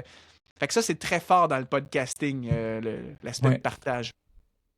Et toi, justement, sur ton podcast, qui est un gros levier d'acquisition gratuite, comment t'as fait pour en arriver, je sais plus, c'était plus d'1 million d'écoutes, je sais plus exactement Ouais. les chiffres, mais colossal. Euh, comment t'as fait? Je le sais même pas. Dans le sens que. Non, mais je sais pas dans le sens que c'est un ensemble. Je pense que c'est le fruit de tous les efforts des Ouais, années que j'ai passé à bâtir. Tu sais. Quand j'ai lancé le podcast en 2020, donc là, rappelle-toi que quand j'ai démarré mon blog en 2017, j'avais 5000 abonnés à mon infolettre. Ça a continué d'augmenter, ce 5000-là. Donc, quand j'ai lancé le podcast en 2020, je crois que j'étais rendu à 10-12 000 abonnés. Donc, en partant dès le jour 1 où j'ai lancé un podcast, j'avais un bassin fidèle de 10 à 12 000 personnes qui me connaissaient. En partant, j'ai eu des bonnes écoutes dès le jour 1. ouais. J'avais une présence aussi sur mon Instagram. Tu sais, à l'époque, je devais être autour des 5000 abonnés. C'est pas énorme, mais bon, j'avais quand même Instagram, C'est j'avais déjà bien, hein. Facebook. Fait que, tu sais, le fait que quand j'ai démarré le podcast, je suis pas parti de zéro, genre zéro Mm. audience. J'étais déjà connu pour mon blog. Donc, le podcast a été très vite. Par la suite, ben, comme je t'ai dit, il y a eu un très, très fort effet d'entraînement et de bouche à oreille qui est hors de mon contrôle, là. Donc, les auditeurs qui ont juste écouté mon podcast, puis j'ai une clientèle, je m'adresse aussi pas juste à des entrepreneurs, je m'adresse à des salariés. Donc, tu sais, les gens qui Oui. travaillent dans une boîte, qu'est-ce qui arrive? C'est qu'à la pause café, quand tu parles avec tes collègues, ben, écoute, hey, j'ai écouté un podcast ce matin sur la gestion de courriel, un gars qui s'appelle Mathieu. Écoute ça, tu vas trop aimer. Je pense qu'il y a eu beaucoup ça pour moi que les Mm. gens ont partagé. Ça a fait grandir l'audience. Puis avec tout le reste, tu sais, donc euh, pour moi, je crois très fort dans la constance. Tu sais, un podcast là, qui est là depuis 2020, qui n'a jamais manqué une semaine depuis plus de 6 ans. À un moment donné, la constance paye. Les gens finissent par te découvrir, par entendre parler de toi. Puis j'ai utilisé même un peu de publicité pour le podcast spécifiquement. J'ai fait des campagnes où, mettons, mes épisodes qui ont le mieux marché, je mettais un petit budget, 10$ par jour en publicité, juste pour mettre de l'avant l'épisode, gratuitement, sans rien à vendre. Ok. Et ça, qui sait, peut-être que des gens m'ont découvert via une pub, Mm. puis après ils se sont abonnés, ils ont écouté les autres épisodes. Donc c'est un ensemble de facteurs Oui. qui a amené ça. Puis c'est ça, je crois que des collaborations aussi. Tu sais, je suis intentionnel de, comme là aujourd'hui, on fait un podcast ensemble. Ça fait partie de ma stratégie d'ensemble d'accepter Mm. d'être reçu sur d'autres podcasts, des fois dans des événements en ligne, des sommets virtuels. J'accepte ces collaborations-là parce que je m'expose aussi à d'autres audiences et qui sait, peut-être que Ouais. ça va ramener. Fait que pendant des années, c'est ça que j'ai fait. Puis je pense que ça finit par grossir. Tu sais. Ouais, c'est ça. Beaucoup d'efforts et beaucoup de temps. Faut être patient, je trouve, avec les podcasts. Absolument. Le podcast, tu sais, c'est beaucoup. Parce que j'ai testé YouTube aussi. Je suis présent sur YouTube Mm. d'ailleurs. Ben là, Ouais. depuis cette année, on a commencé à mettre mes podcasts en vidéo aussi, comme toi tu le fais. Ok. Fait Ouais. qu'au moins, on fait du 2 en 1. J'ai pas besoin de recréer une autre pièce de contenu supplémentaire pour YouTube. On diffuse tout simplement le podcast. Mais j'ai aussi testé du vrai YouTube pur, là, dans le sens d'aller en studio, filmer une vidéo spécifique pour Oh, YouTube. wow. YouTube, ça a le potentiel d'être plus viral, dans le sens que tu fais une bonne vidéo sur un sujet que tout le monde cherche en ce moment, tu peux taper le 15 000, 20 000, 50 000 vues. Un podcast, tu feras jamais ça. Mon Mm. podcast, je regarde mes chiffres là, depuis le début, j'ai jamais eu d'épisode viral comme sur YouTube. Genre, j'ai pas aucun épisode à 15 000 écoutes. Mais en moyenne, chaque épisode, c'est stable. La plupart des épisodes finissent entre 2500 à 5000 écoutes sur une période de quelques mois. Donc, dans la première semaine, j'ai tout le temps à peu près 1500 écoutes la semaine de la sortie de l'épisode. Ensuite, les gens écoutent en rattrapage plus tard. Fait qu'en moyenne, si je regarde mon historique, c'est ça, entre 2500 à 5000 écoutes pour un épisode versus YouTube, si t'es chanceux, puis t'as une bonne vidéo, j'en ai déjà fait, je crois que j'ai une vidéo qui est à 15-20 000 vues. Donc, tu sais, l'algorithme YouTube, le fait que YouTube est un moteur de recherche aussi, tu sais, les gens cherchent vraiment des questions précises. Je pense que ça a plus de potentiel de viralité YouTube, mais par contre, jamais tu vas bâtir sur YouTube, je pense, une audience aussi fidèle que via un podcast. Parce que le podcast, c'est dans la vie des gens. Les gens sont en voiture pour aller au boulot, ils t'écoutent, ils font leur jogging ou ils sont à la salle de sport, ils te mettent dans les oreilles, font leur ménage, ils écoutent un podcast. Ce qui est un peu différent de YouTube, parce que YouTube, il faut que tu sois là devant l'écran à regarder le truc, donc c'est un format moins flexible que le podcast, je trouve. Et sur le podcast, il n'y a pas d'algorithme entre toi et l'audience. Les gens, s'ils sont abonnés, ils vont voir ton nouvel épisode. Sur YouTube, c'est pas dit.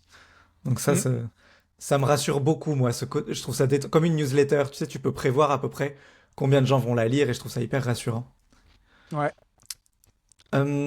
Tu le disais, tu as quand même construit pas mal d'offres différentes qui sont toutes à des pricing assez larges. Tu as du gratuit, tu as du low ticket, tu as du autour de 300, autour de 600. Tu as même une offre gros package global à 3500. Quand tu as commencé, tu avais déjà cette structure en tête ou c'est arrivé petit à petit? C'est arrivé petit à petit au début. Donc, au début, je me souciais pas du tout de ça. Au début, c'était je veux un produit à vendre et je veux surtout proposer les produits les plus critiques que mon audience recherche.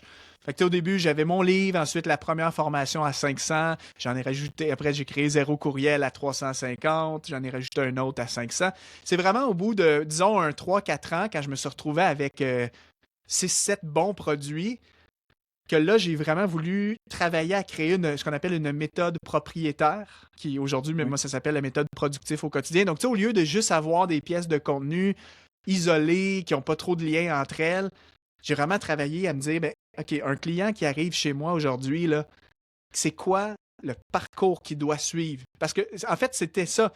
Quand j'étais rendu à 6 ou 7 offres, mes clients étaient confus. Donc, les gens arrivaient, quand venait le temps d'acheter, je recevais des mails à la tonne du genre, Mathieu, je veux suivre un cours avec toi, je suis prêt, mais bon, est-ce que je suis Zéro Courriel? Est-ce que je fais maîtriser son temps? Est-ce que je fais le cours sur l'organisation, le cours sur l'énergie? Donc, les gens étaient confus. Fait que c'est là que je me suis dit, OK, je vais vraiment créer un parcours qui est aujourd'hui ma méthode là, avec les disciplines que je t'ai parlé au début. Et désormais, j'oriente les gens du genre, commence par l'organisation, ensuite la gestion de temps, ensuite l'énergie. Et c'est là que par la suite, j'essaie d'orienter les gens vers l'offre qui fait le plus de sens pour eux. Fait que des fois, une personne est intéressée à se former, mais elle n'est pas prête à mettre le budget pour l'instant. C'est trop frais, elle n'est pas prête. Donc là, de payer un cours à 697 ou mon high ticket à 3500, la personne n'est pas là du tout. Donc moi, d'offrir des petits produits, pour moi, je vise même pas de profit avec ça. C'est vraiment une introduction. C'est au moins tu deviens client. Ça te permet de voir un peu mon expertise, comment je peux t'aider. Puis souvent, les gens, après, vont basculer vers une tranche de prix supérieure. Donc là, ils ont suivi le cours à 47 $ par exemple. Plus tard, peut-être qu'ils vont se dire, écoute, c'est très bon, je suis prêt à prendre lui à 697 parce que je vois vraiment ce que Mathieu peut m'amener. Et parfois, les gens vont acheter un petit produit, en ont acheté un peu plus gros, un mid-ticket, milieu de gamme. Après ça, peuvent aussi migrer vers mon high ticket. Parce que mon high ticket, la différence, c'est que la grosse promesse, c'est que je dis aux gens, au lieu d'acheter toutes des formations individuellement, ce qui vous revient beaucoup plus cher, je vous ai concocté un package qui vous donne accès à tous les cours dans un seul et même forfait. Et puis, avec 1 an de coaching et une communauté privée avec moi. Puis, on a vraiment un cursus et un parcours qu'on offre aux clients. Fait qu'ils sont pas laissés à eux-mêmes. Si t'arrives dès le mois 1, on sait qu'on travaille sur tel truc, le mois 2, ainsi de suite. Donc, il y a vraiment une notion d'accompagnement et de progression. Puis, en fait, tu as tous les cours. Fait que c'est différentes offres qui viennent chercher les gens à différents stades de où ils sont rendus. Ok. Et pour animer tes ventes de ces différentes offres, euh, tu fais quoi? Est-ce que c'est du lancement? Enfin, est-ce que moi, je peux les acheter n'importe quand je veux? Ou est-ce que tu fonctionnes par lancement? Tu peux les acheter quand tu veux. Ma stratégie, c'est que dans l'année, je vais avoir des moments de lancement où il y aura des prix réduits Ok. sur certains cours. Donc, tu sais, par exemple, en tout temps, tout est ouvert à plein prix, mais ponctuellement dans l'année, je vais varier des promos. Donc, exemple, ce mois-ci, je pourrais faire un webinaire sur l'organisation. Derrière, l'offre qui est proposée, c'est mon cours d'organisation offert pendant une semaine à 497 au lieu de 697. Il peut y arriver environ maximum 2 fois dans l'année que je fais des promos sur l'ensemble du catalogue de cours, style Black Friday ou un truc du genre, où ben là, pendant une semaine, tout est à 30%, 40%. Mais de façon générale, c'est ça. J'essaie d'avoir des promos comme ça. Mais j'ai quand même beaucoup de ventes de gens qui prennent à plein prix parce que je pense que ça vient du podcast. Donc, ils écoutent le podcast, puis à un certain moment, ben, OK, je prends la formation, je suis prêt. Qu'elle soit en promo ou non, je l'achète. Ça, c'est assez Ouais. intéressant pour moi. Et tu fonctionnes pas par lancement parce que tu préfères fonctionner comme ça? Ou, enfin, moi, j'ai déjà fait des tests en fait où je laisse certains cours accessibles gratuitement, enfin pas gratuitement, mais accessibles tout le temps, comme ce que tu fais, versus des moments où je fais des lancements organisés. Tu vois, une semaine tous les mois, cette semaine-là, c'est telle formation qui se vend. Quand je fais les formations, enfin les lancements, mes ventes sur l'année sont quand même beaucoup plus grosses que quand je laisse à dispo tout le temps. Mhm. Euh, Ouais, ben, t'as raison. Je pense que ça dépend de ton niveau de prix. Exemple, euh, mon académie productif au quotidien, qui est mon offre high ticket à 3500, elle, j'en vends peut-être 2 à plein prix hors lancement dans l'année. J'en vends très, très peu.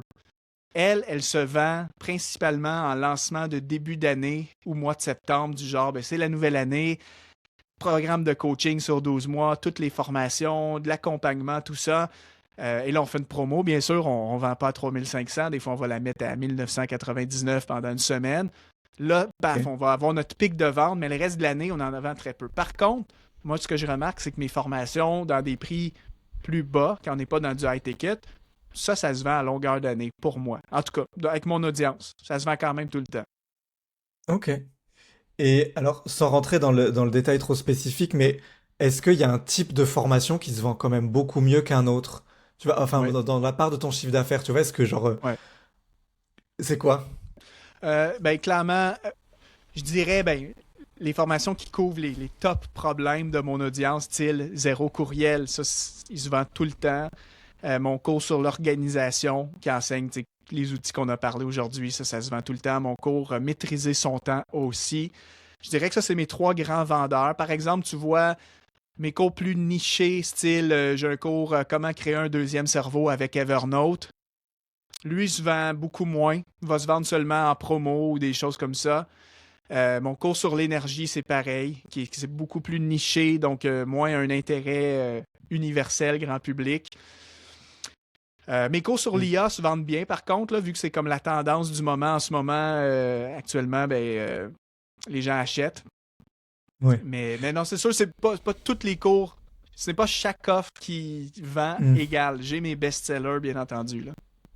Ok. Et quand tu veux créer un nouveau cours, tu t'y prends comment? Enfin, plus, où tu trouves l'idée? Hmm. Écoute, moi, j'ai pas de problème à trouver d'idées, dans le sens que j'en ai même trop. Dans mon propre deuxième cerveau, justement, j'ai une section, je me suis créé une section, tu sais, idées de formation. Et chaque fois qu'une idée me passe par la tête ou que je vois justement des nouveaux outils, des besoins de mon audience, je le mets dans ce répertoire. Ouais. Actuellement, je pense que j'ai quoi? Attends, je vais regarder à l'instant. Je suis comme à 62 idées actuellement Ah de, ouais, de, t'as de la de, de marge. produits, de différents produits que je pourrais créer, des formations. Non, j'ai vraiment pas de défi. Tu sais, pour moi, je connais mon marché, je connais mon expertise, je sais ce que j'ai déjà couvert dans mes formations existantes et ce que je n'ai pas encore couvert pour aider mes clients à régler tous leurs problèmes. Donc, tu sais, j'essaie vraiment de créer des produits pour chaque problème que mes clients pourraient avoir. Ok. Tu sais, c'est comme là, Et je te donne un exemple. Pendant ouais, des années, ben moi, j'étais sur Evernote. C'était mon outil coup de cœur. C'est là que j'essayais d'orienter mes clients le plus possible. Là, après, ben, depuis 2014, je crois, là, je suis passé à un autre outil qui maintenant se connecte avec l'IA. En fait, tu peux connecter ton deuxième cerveau avec l'IA. C'est une révolution, cette affaire-là. mon C'est Dieu. complètement fou. Donc là, tu vois, j'ai une idée de produit que je vais faire prochainement. C'est que là, moi-même, je suis en train d'expérimenter quelque chose qui m'apporte énormément de gains de productivité. Donc, je vais créer un code et créer son deuxième cerveau avec l'IA parce que je suis sûr que mon audience va être intéressée par ça. Hmm. Je les connais, je connais leurs aspirations. Donc, ça vient comme ça un peu, tu sais, de façon sur le terrain, en fait. Les idées émergent et Et mais c'est quoi, toi, qui, par exemple, qui te permettrait l'année prochaine de développer ton chiffre d'affaires? C'est créer des nouvelles formations ou, hmm, par exemple, augmenter considérablement le budget pub? Tu vois, c'est quoi hmm, ton gros levier?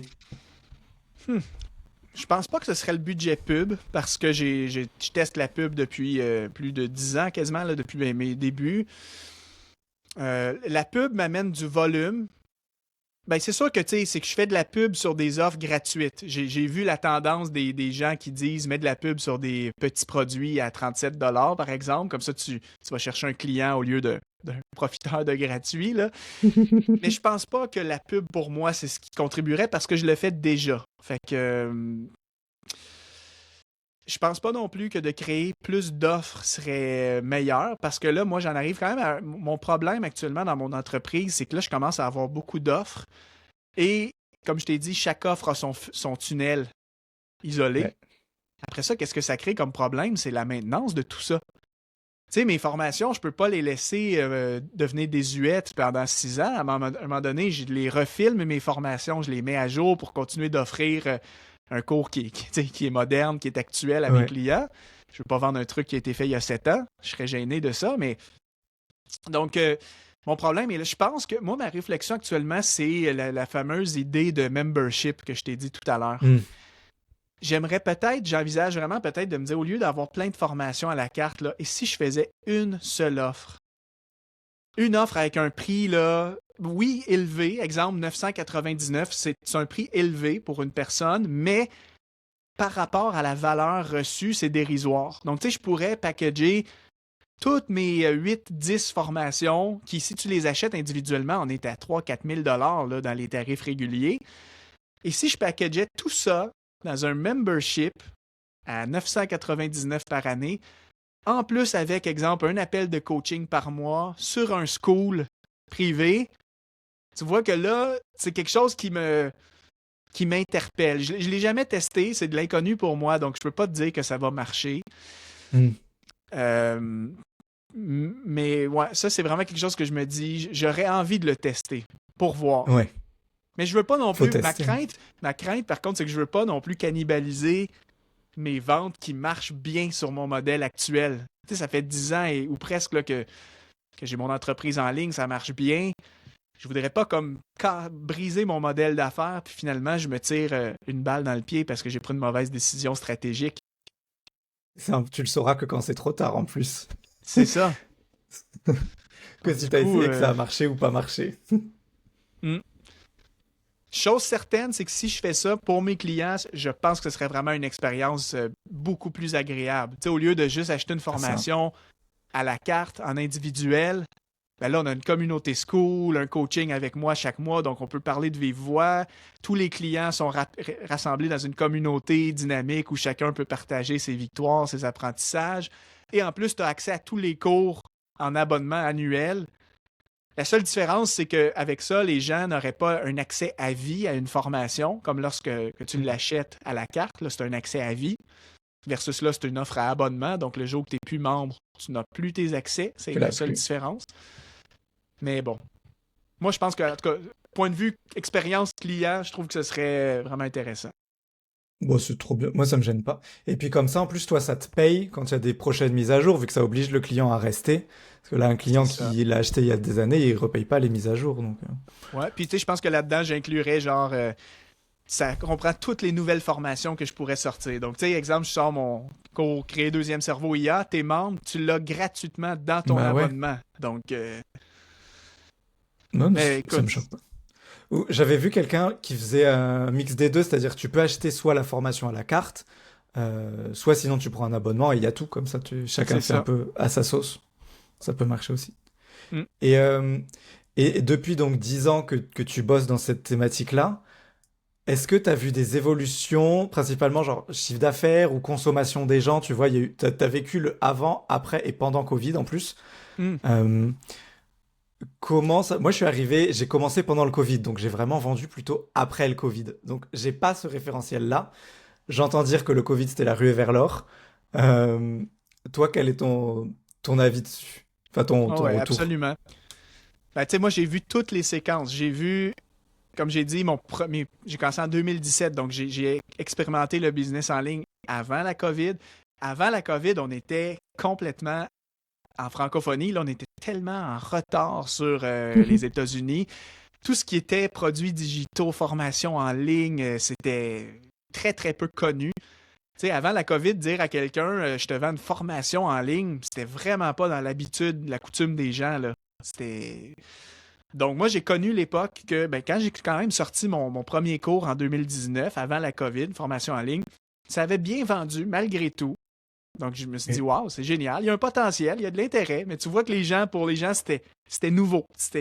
Pour eux, c'était peut-être même la première formation en ligne qu'ils avaient acheté de leur vie à ce moment-là.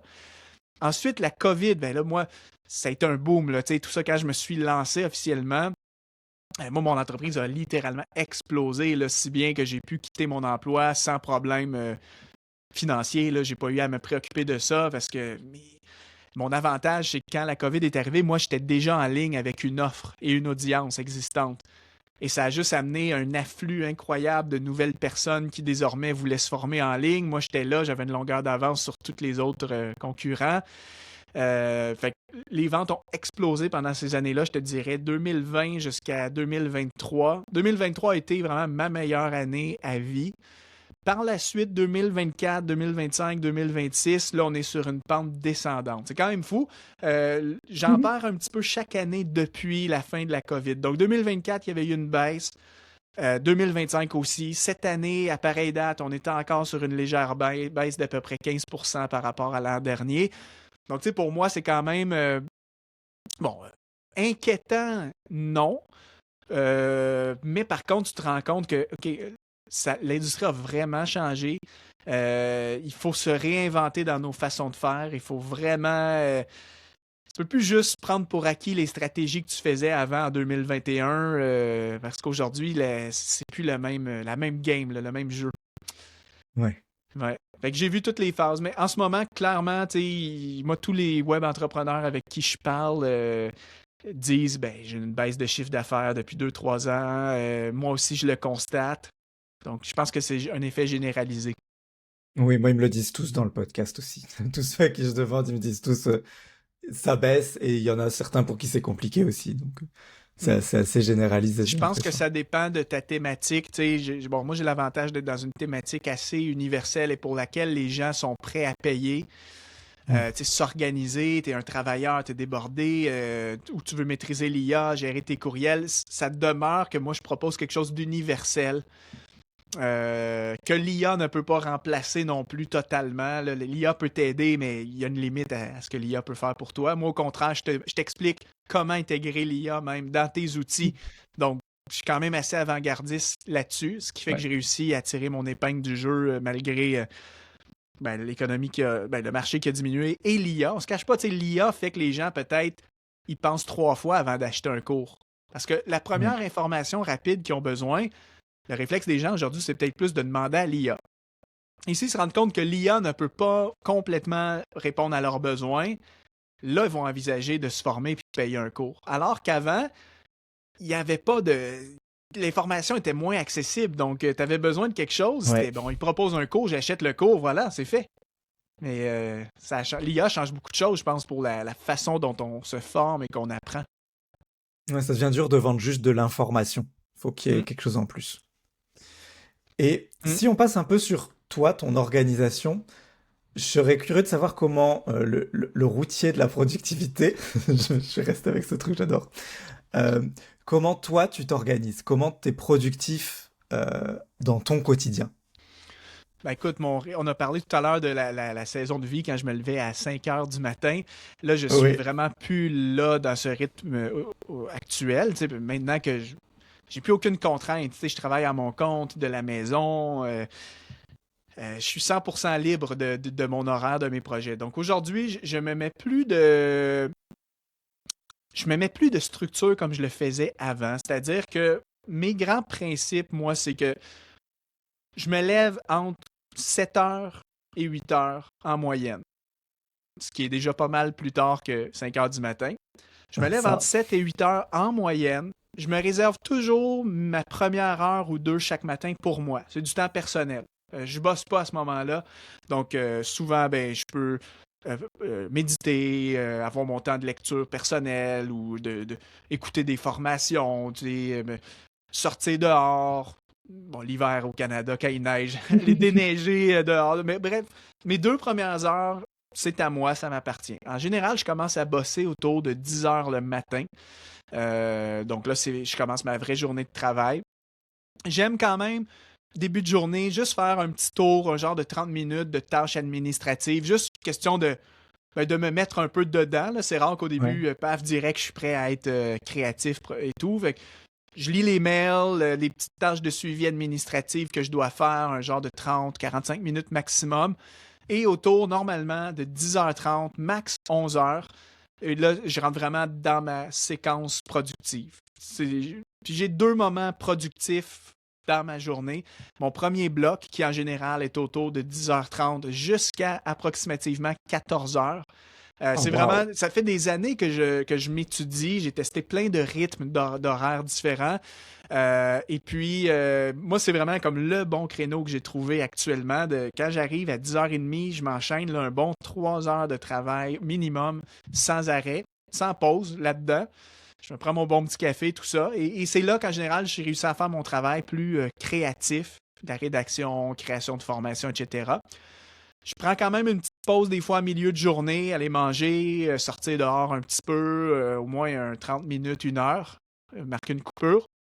Puis je reviens en général aux alentours de 15 heures pour mon second bloc de travail de la journée, qui lui, en général, c'est de 15 heures jusqu'à 17 heures ou 18 heures selon mon niveau d'inspiration. Des fois, je suis vraiment très inspiré, créatif, donc je peux bosser jusqu'à 18 heures. Et puis après, je termine ma journée. En moyenne, je termine ma journée autour des 17-18 heures. Et bon, étant à la maison, télétravail, tout ça, donc tu sais, j'ai pas de temps de transport, rien. Donc après, j'ai ma soirée de libre et tout. On n'a pas d'enfant en date d'aujourd'hui avec ma conjointe, donc c'est sûr que ça nous donne une belle liberté. Ouais. Par contre, c'est peut-être si ça change éventuellement dans le futur, c'est sûr que quelqu'un qui a un jeune enfant, web entrepreneur, ça change ta routine, va falloir pas mal plus se structurer autour du rythme et de la vie de l'enfant, ça c'est sûr. Ouais. Mais pour le moment, c'est ça. Ok. Et t'es seul dans la boîte ou il y a d'autres gens avec toi? J'ai 2 personnes, des sous-traitants, donc c'est pas des employés à Ouais. plein temps. Oui. J'ai un graphiste qui travaille avec moi pour tout ce qui est identité visuelle, site web et tout ce que je produis point de vue image. J'ai aussi plus récemment là, une coproductrice de podcast. En fait, moi, je me suis rendu compte que ça faisait 5 ans que j'animais le podcast en solo. Après 5 ans, ben, tu sais, comme tout le monde, il y a un certain épuisement là, qui vient de faire tout seul pendant 5 ans. C'est moi qui éditais, qui créais, qui mettais en ligne. Donc là, dans le début d'année, j'avais quelqu'un de mon audience qui était une fan, tu sais, qui avait vraiment écouté tous mes épisodes. Elle était Waouh. cliente de mes formations. Donc, elle connaît vraiment ma façon de penser, ma méthode. Puis un arrière-plan de journaliste aussi, donc très à l'aise en communication, tout ça. Fait que bref, on est venu à trouver vraiment un beau fit pour travailler ensemble où je l'ai engagé comme co-animatrice et productrice de mon podcast. Donc désormais, ben, je me suis un peu retiré dans le sens que c'est elle qui peut faire de la recherche de sujets, préparer nos entrevues, puis on les enregistre toujours en duo maintenant. Je suis plus en solo sur Ok. mon podcast, donc je suis avec Caroline, qu'elle s'appelle, et elle fait tout derrière le montage, la mise en ligne. Ouais.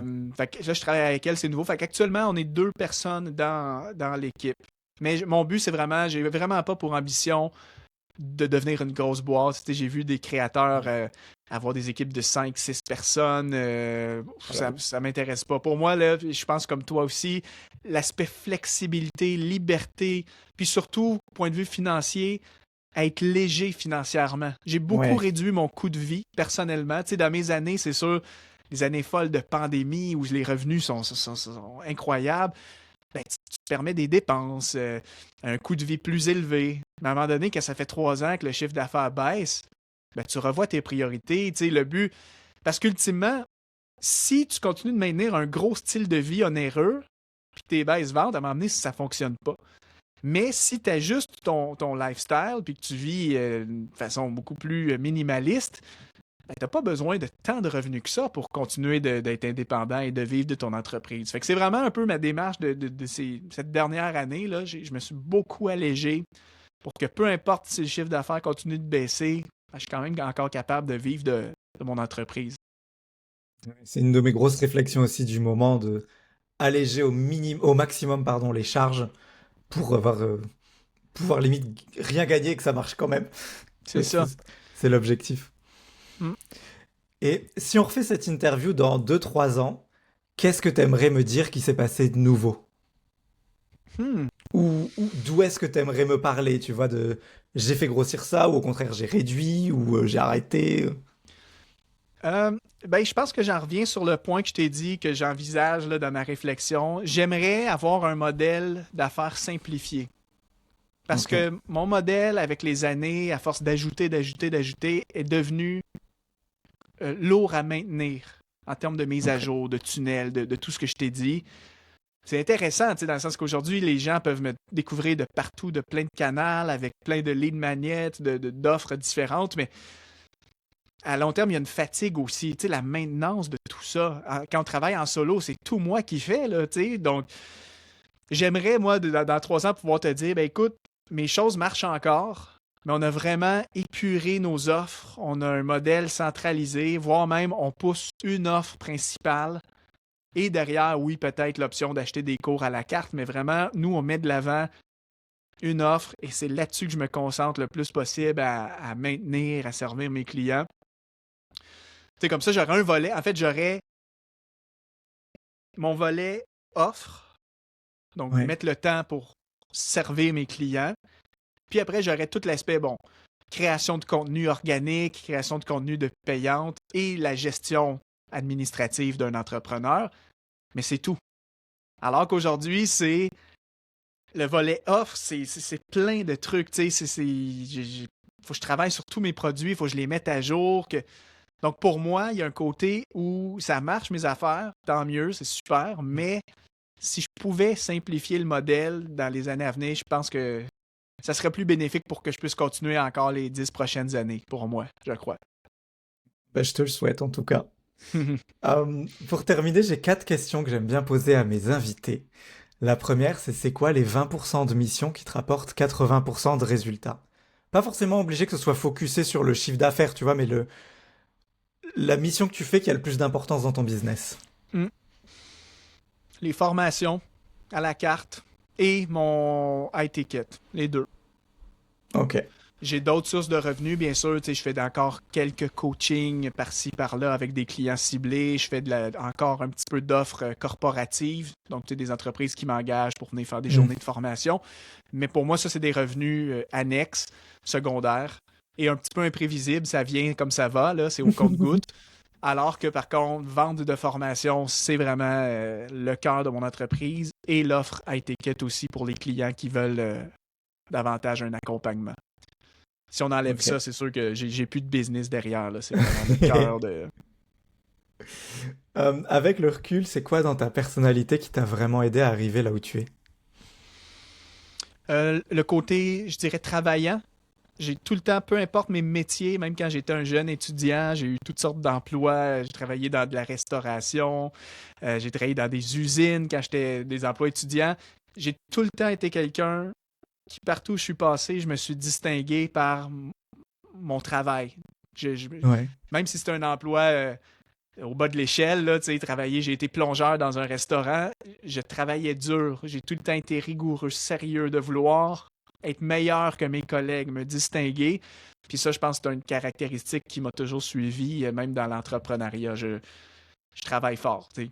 Les résultats Ok. sont pas tombés du ciel, il y a beaucoup d'efforts derrière. Ouais. Et tu dirais qu'il y a la chance qui a joué un rôle dans tout ça, dans ton aventure quand même ou pas? Oui, tu sais, dans le sens des petits clins d'œil du genre, quand j'ai été sur le chômage pendant 9 mois, Hmm. payé pour lancer mon business, avec la pandémie qui a fait x10 sur mes revenus, Ouais. c'est de la chance dans le sens que j'aurais lancé mon business aujourd'hui, cette année. Est-ce que quelqu'un qui part de zéro aujourd'hui, tu peux probablement t'en sortir, là, mais c'est C'est pas plus dur. comme quand on a commencé là, il y a plusieurs années. Donc oui, j'ai été chanceux dans mon parcours aussi, c'est vrai. C'est fou quand même tout ce qui s'est passé en 10 ans et d'essayer d'imaginer où ça en sera dans 10 ans, on se sera peut-être pris une autre pandémie, mais c'est incroyable. C'est ça. Et dernière petite question, comment est-ce que tu gères les montagnes russes émotionnelles de l'entrepreneuriat au quotidien? Hmm. Comment je le gère? Ouais, Comment je le t'as le gère? droit Est-ce de que dire je que tu le... les gères pas et que tu vas pleurer sous ta couette. Je ne t'en Ouais, veux non, pas. mais ça m'arrive pas d'excès d'émotion. Moi, je te dirais, par contre, je compose assez bien avec ça, avec le risque entrepreneurial, d'où mon côté travaillant. Ma réaction naturelle devant des fois mes inquiétudes, c'est de travailler plus. Faut quand même que je fasse attention à ça parce que travailler plus ne veut pas forcément dire plus de revenus. Tu sais, c'est pas automatique. Ouais. Mais, tu sais, par exemple, là, tu vois le chiffre d'affaires diminuer. Bien sûr, on est humain, il y a de l'inquiétude un peu. Tu te dis, ben, où est-ce qu'on s'en va? Est-ce qu'on va continuer de perdre 15% à chaque année pour les 10 prochaines années? Mais moi, devant ça, tu sais, souvent, l'inquiétude que ça peut amener, c'est de me dire, ben, en fait, non, je vais bosser plus dur, je vais sortir des sentiers battus, je vais me renouveler, je vais tester des choses nouvelles, d'où toutes mes réflexions que je te parle de je vais arrêter de faire ce que j'ai toujours fait, donc c'est comme si je refuse d'accepter de subir ça sans rien faire. Je vais tout faire ce que je peux. Si ça vient à ne plus marcher un jour, dans 5 ans, dans 10 ans, j'aurai tout fait et je pourrai rien me reprocher.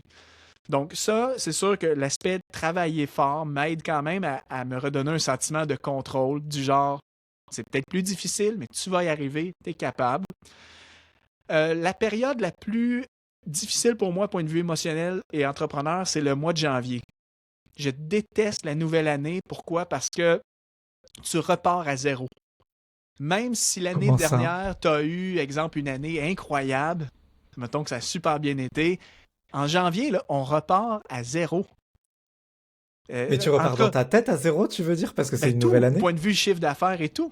Ah oui. Donc, j'ai aucune garantie, moi, que cette nouvelle année, on va faire aussi bien que l'année précédente. D'où pourquoi encore mon offre à membership pourrait potentiellement Oui. régler ce problème. Parce qu'au lieu de repartir à zéro puis de devoir espérer que des gens achètent en Evergreen Ouais. ou devoir forcer des lancements à chaque mois pour générer des ventes, si j'avais un membership, peut-être que j'arriverais en janvier en me disant, bon, ben écoute, j'ai déjà 120 personnes dans mon membership, je peux faire ma prévision annuelle.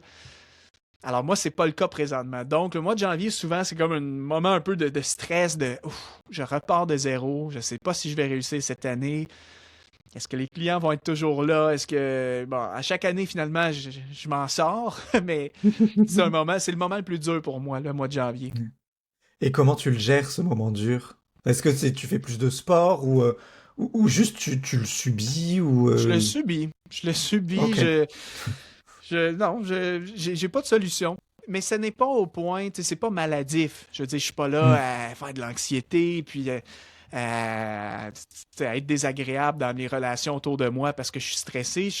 Ça m'affecte pas, tu sais, d'un point de vue négatif. C'est juste que je me sens pas bien dans le sens, il y a un stress, il y a une inquiétude, c'est de l'inconnu.